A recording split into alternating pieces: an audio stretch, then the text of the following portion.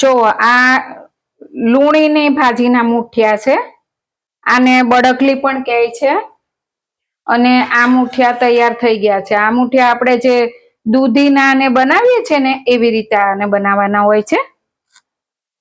ગરમ છે.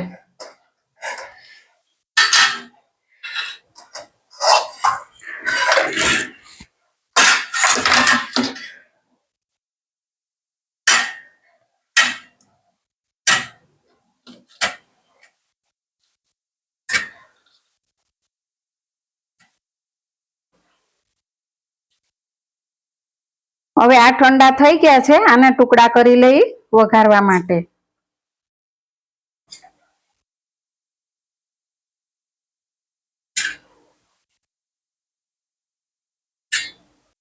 હવે આને વઘારવાના છે. તેલ મૂકી દઈએ. 5 ચમચી જેટલું તેલ નાખ્યું છે. હવે તેલ ગરમ થઈ જાય પછી વઘારી લઈએ. ચેક કરી લઈએ. તેલ થઈ ગયું છે ગરમ.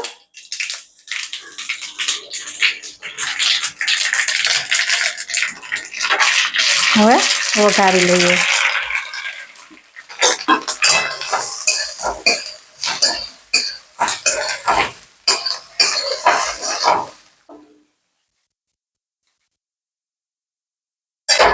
કોથમીર નાખીએ ને, આમાં કોથમીર હવે નાખી દેવાની છે, થોડી બાકી રહી ગઈ.